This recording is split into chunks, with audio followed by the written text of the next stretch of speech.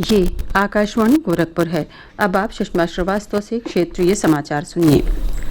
प्रधानमंत्री नरेंद्र मोदी ने कोविड-19 महामारी से निपटने के लिए देश सेवा में लगी विभिन्न सरकारी एजेंसियों के प्रयासों और उनके द्वारा उठाए गए कदमों की सराहना की है।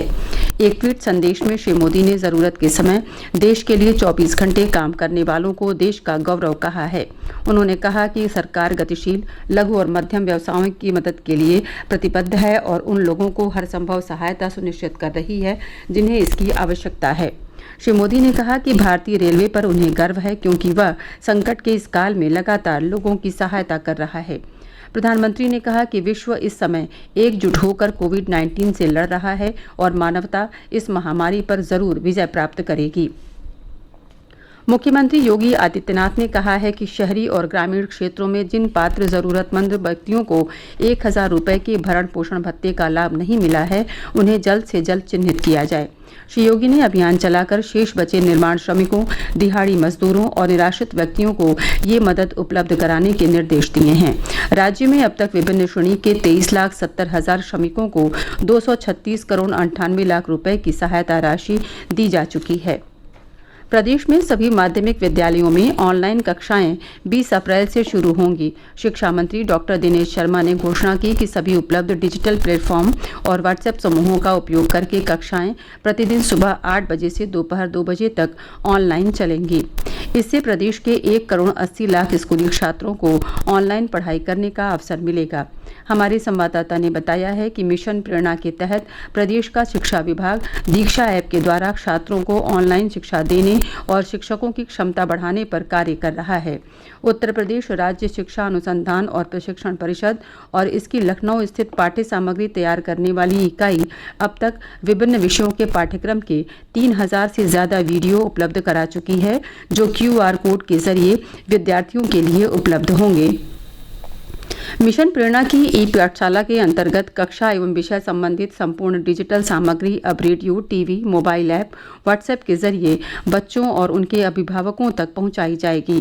प्रदेश के 270 से ज्यादा विश्वविद्यालयों और कॉलेजों ने भी अपने छात्रों के लिए ऑनलाइन पढ़ाई की सुविधा शुरू की है।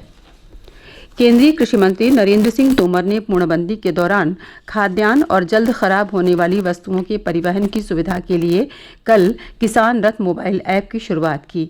ये ऐप कृषि और बागवानी उत्पादों के परिवहन में सुगमता लाने के उद्देश्य से NIC द्वारा तैयार किया गया है। अयोध्या के दौरे पर आए लखनऊ जोन के अपर पुलिस महानिदेशक SN साबत ने कहा कि कोविड-19 से संक्रमण की जानकारी छिपाना अपराध के दायरे में आता है। उन्होंने ऐसे लोगों के विरुद्ध आपदा प्रबंधन अधिनियम और महामारी अधिनियम के तहत कार्रवाई करने का निर्देश दिया है। श्री साबत ने जिले में लॉकडाउन का कड़ाई से पालन कराने के भी निर्देश दिए। इस दौरान उन्होंने जनपद में बनाए गए इंटीग्रेटेड कंट्रोल रूम का निरीक्षण भी किया। जिला विधिक सेवा प्राधिकरण की ओर से लॉकडाउन के दौरान जरूरतमंद व्यक्तियों को भोजन और आवश्यक सामग्री उपलब्ध कराई जा रही है। गोरखपुर में जनपद न्यायाधीश गोविंद बल्लभ शर्मा के नेतृत्व में न्यायालय के अधिकारियों और कर्मचारियों ने कुष्ठ आश्रम समेत शहर के विभिन्न स्थानों पर निराश्रित और जरूरतमंद व्यक्तियों को भोजन वितरित किया। जनपद न्यायाधीश ने बताया कि भोजन सामग्री बांटे जाने के दौरान लोगों को सामाजिक दूरी बनाए रखने के बारे में भी बताया गया। बलिया के जनपद न्यायाधीश गजेंद्र कुमार ने बताया कि लॉकडाउन की अवधि बढ़ाए जाने के बाद हाईकोर्ट की ओर से मिले निर्देश के क्रम में सिविल कोर्ट में 15 अप्रैल से 2 मई तक के सभी मुकदमों की तिथि को स्थगित कर 26 मई से 12 जून के बीच कर दिया गया है। देश में कोविड-19 के बढ़ते संक्रमण को देखते हुए स्वास्थ्य एवं परिवार कल्याण मंत्रालय ने लोगों को सामाजिक दूरी बनाए रखने, व्यक्तिगत साफ सफाई और समूह में एकत्र न होने का परामर्श जारी किया है। सरकार ने कहा है कि आवश्यक वस्तुओं की पर्याप्त आपूर्ति जारी है और लोगों को चिंता करने की कोई ज़रूरत नहीं है। लोगों को आवश्यक वस्तुओं की खरीदारी करते समय धैर्य रखने की सलाह दी गई है। आवश्यक वस्तुओं को खरीदने के लिए बार बार बाहर निकलने से बचने को भी कहा गया है। साथ ही लोगों को हाथ मिलाने और गले लगने से भी बचने का परामर्श दिया गया है।